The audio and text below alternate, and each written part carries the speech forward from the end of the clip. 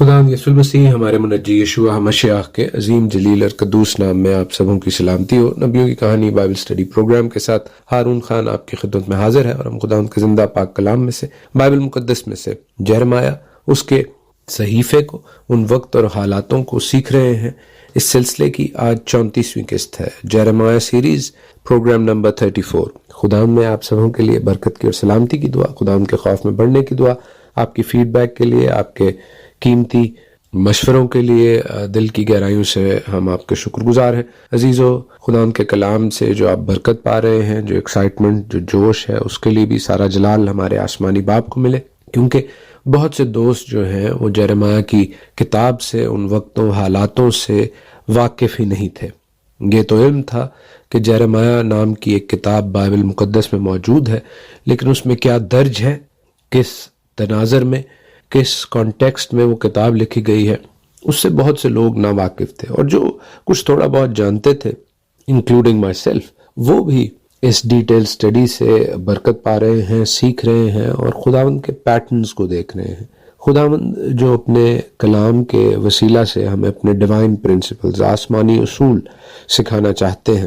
وہ جو ان کی آواز کو سننا چاہتے ہیں، وہ جو ان کی آواز کے شنوا ہوتے ہیں۔ عزیزو، آج بھی یہ میسج انہی کے لیے ہے جو خداوند کی آواز سن کر اس کے مطابق اپنی زندگی کو تبدیل کرنا چاہتے ہیں، کیونکہ خداوند کا مقصد کیا ہے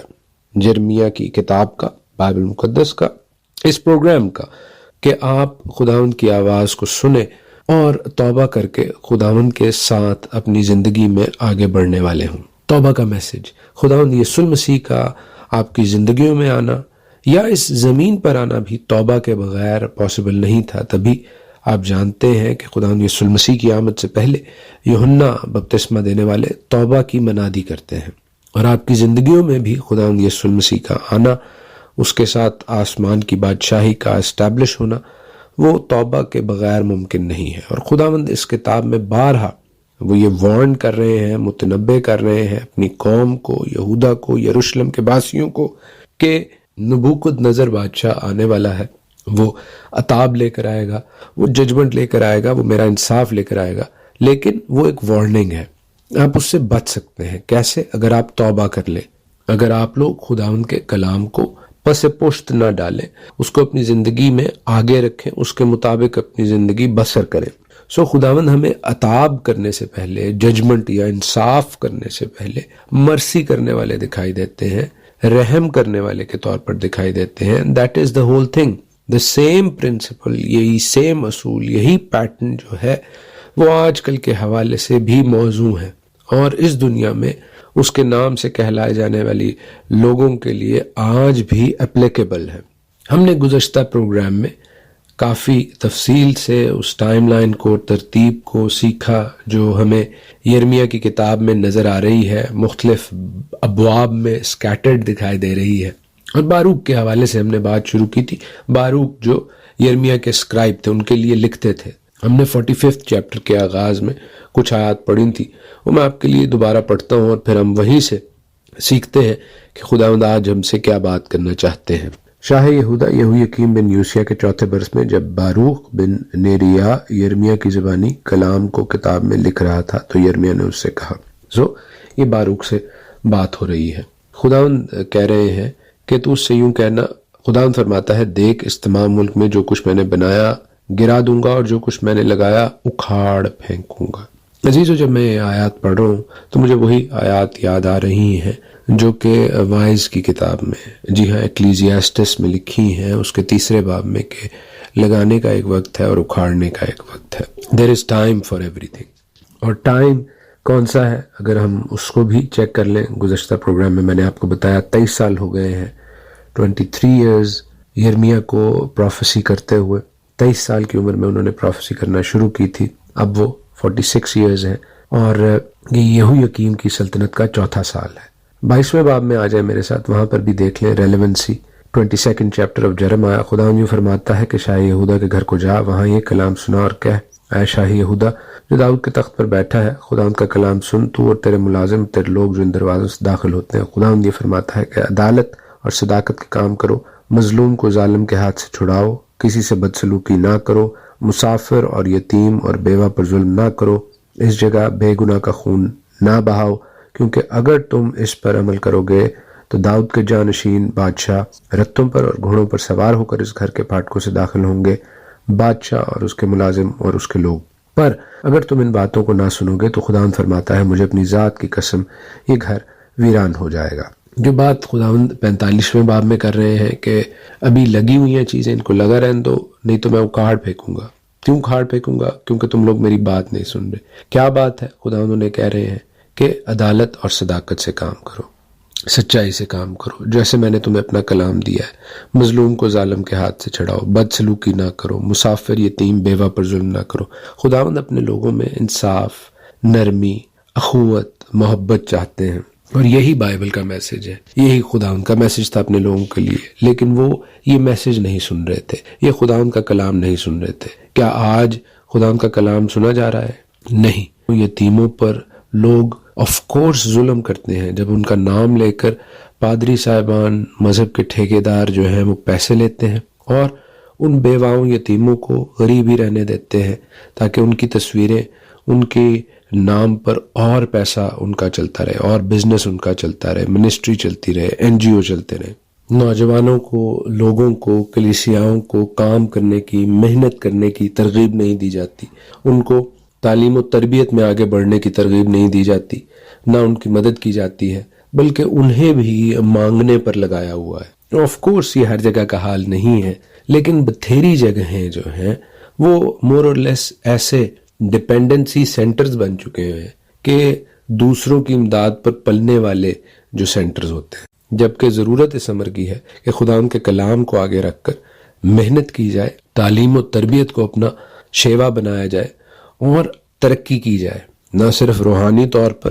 بلکہ علمی طور پر بھی۔ پھر میرے ساتھ جرمیہ 36 بھی دیکھ لیجئے، کیونکہ وہ بھی اسی ٹائم میں لکھا ہوا ہے۔ پہلی آیت میں لکھا ہے کہ شاہ یہودا یہویکیم بن یوشیا کے 4تھے برس میں یہ کلام خداوند کی طرف سے یرمیہ پر نازل ہوا کہ کتاب کا ایک تومار لے اور وہ سب کلام جو میں نے اسرائیل، یہودا، تمام اقوام کے خلاف تجھ سے کیا، اس دن سے لے کر جب سے میں نے تجھ سے کلام کرنے لگا، یعنی یوشیا کے ایام سے آج کے دن تک اس میں لکھ، شاید یہودا کا گھرانہ اس تمام مصیبت کا حال جو میں ان پر لانے کا ارادہ رکھتا ہوں سنے، تاکہ وہ اپنی سب بری روش سے باز آئیں اور میں ان کی بد کرداری اور گناہ کو معاف کروں۔ جو خداوند معاف کرنے والے ہیں وہ پہلے معافی کا موقع دیتے ہیں، لوگوں کو توبہ کی ترغیب دے رہے ہیں، شاید وہ اس عذاب سے، وہ اس رات سے، وہ اس ججمنٹ سے بچ جائیں۔ اور پھر آگے یرمیہ کہتے ہیں کہ میں نے باروک بن نیریا کو بلایا اور باروک نے خدا ان کا وہ سب کلام جو اس نے یرمیہ سے کیا تھا اس کی زبانی کتاب کے اس تومار میں لکھا، اور یرمیہ نے باروک کو حکم دیا اور کہا کہ میں تو مجبور ہوں، میں خدا ان کے گھر میں نہیں جا سکتا، پر تو جا اور خدا ان کا وہ کلام جو تو نے میرے منہ سے اس تومار میں لکھا ہے خدا ان کے گھر میں روزہ کے دن لوگوں کو پڑھ کر سنا، اور تمام یہودا کے لوگوں کو بھی جو اپنے شہروں سے آئے ہوں تو وہی کلام پڑھ کر سنا۔ شاید وہ خدا ان کے حضور منت کرے اور سب کے سب اپنی بری روش سے باز آئیں، کیونکہ خدا ان کا قہر و غضب جس کا اس نے اپنے لوگوں کے خلاف اعلان کیا ہے شدید ہے۔ اور باروک بن نیریا نے سب کچھ جیسا یرمیہ نبی نے اس کو فرمایا تھا ویسا ہی کیا، اور خدا ان کے گھر میں خدا ان کا کلام اس کتاب سے پڑھ کر سنایا۔ شاہ یہودا بن یوسیہ کے 5ویں برس کے 9ویں مہینے میں یوں ہوا کہ یروشلم کے سب لوگوں نے اور ان سب نے جو یہودا کے شہروں سے یروشلم میں آئے تھے خدا ان کے حضور روزہ کی منادی کی۔ تو میرا یہ خیال تھا یہ جو روزہ ہے یہ یوم کپور یعنی 10 تشریع کو رکھے جانے والے روزے کی بات ہو رہی ہے، جو کہ عبرانی کیلنڈر کا، ہیبرو کیلنڈر کا، ببلیکل کیلنڈر کا 7واں مہینہ ہے، لیکن ہمارے جو دنیاوی کیلنڈرز ہیں، رومن کیلنڈرز ہیں، ان کے وہ سپٹمبر یا اکتوبر کا ٹائم ہوتا ہے، لیکن در حقیقت یہ کسلیو کے مہینے کی پاس کے ٹائم ہے، یعنی جو ہمارے نومبر دسمبر میں ان کے ہاں ہیبرو کیلنڈر کے مطابق، ببلیکل کیلنڈر کے مطابق ہنوکا کی عید ہو رہی ہوتی ہے، روشنیوں کی عید ہو رہی ہوتی ہے، تو اس ٹائم پر یہ روزہ کی منادی کی جا رہی ہے۔ اچھا، اب کچھ لوگ ہمیں روزہ کی سچویشن میں نظر آ رہے ہیں، کچھ لوگ ہمیں ان کتابوں کو، ان باتوں کو بالکل آؤٹ رائٹلی ریجیکٹ کرتے ہوئے نظر آ رہے ہیں۔ تو یہ ویسے ہی حالات ہیں جیسے آپ جانتے ہیں کہ اسرائیلیوں کو جب موابیوں نے اور مدیانیوں نے बालाम झूठे नबी के कहने पर एक साजिश करके गिराने की कोशिश की, तो उनके बेटों के साथ अपनी बेटियों की शादी की और अपनी बेटियां उनके यहाँ भेजी ताकि वो दूसरे खुदाओं की बातें करने लगे, यहोवा खुदा को, उसके कलाम को, उसकी शरीयत को भूल जाए। और ऐसा ही हुआ और बतेरे ऐसा कर रहे थे अनटिल अनलेस के फिन्यास सरदार काहिन ने, जो कि हारून सरदार काहिन की औलाद में से था, उसके ग्रैंडसन थे, उन्होंने फिर ज़मरी को जो है और उस औरत को जो जिसके साथ वो रंगरलियां मना रहे थे, उन्होंने नेज़ा मार कर ख़त्म नहीं किया और उस बुराई को इसराइल में से दफ़ा नहीं किया, तब तक खुदा उनका कहर उन पर नाजिल हो रहा था। और कुछ लोग हारून सरदार काहिन और उनकी औलाद के ज़ेरे साया रोज़ा रख रहे थे और बाकी लोग जो है वो रंगरलियां मना रहे थे। तो हमें यहाँ पर भी ऐसे ही हालात नज़र आ रहे हैं। और आप में से बथेरे जो है वो आजकल की जो टाइम्स हैं उनके साथ भी इन हालात को रिलेट कर सकते हैं। अब पेशतर इसके कि मैं आपको इस्तमार के हवाले से जो बारूक वहाँ पर लोगों को सुनाते हैं, फिर बादशाह को सुनाते हैं और बादशाह क्या करता है उस हवाले से बताऊं, क्योंकि वो एक सिग्निफिकेंट नहायत अहम बात है। मैं आपको ये बता दूं कि बारूक जो है वो काफ़ी एक अहम कैरेक्टर हैं और उनको हिस्टोरिकली भी इस्टेब्लिश किया गया है कि वो मौजूद रहे थे, क्योंकि उनकी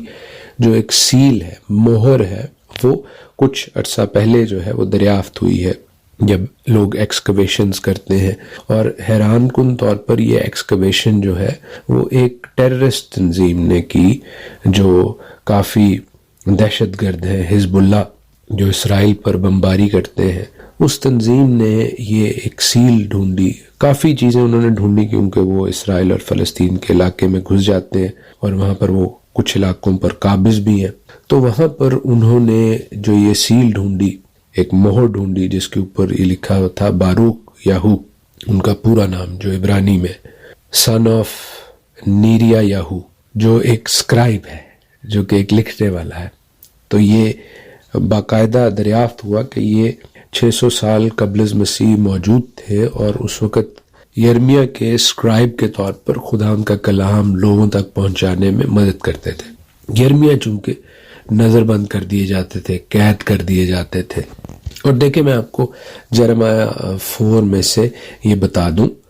यिर्मयाह 4 बाब उसकी 6 से 8 आयत जो हमें बताती है नबूकदनेस्सर के हवाले से और खुदा का कलाम उसे कैसे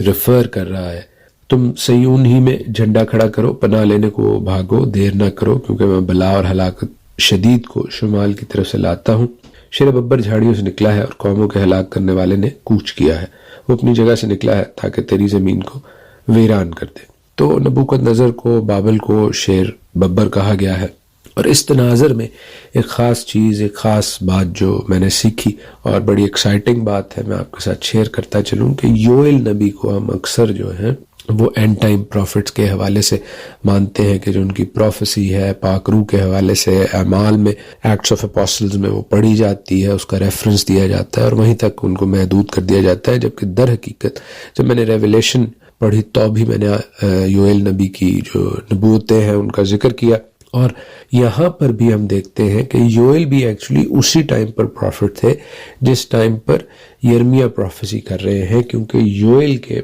पहले बाब और उसकी 6 से 8 आयत में लिखा है जोल 1:6-8,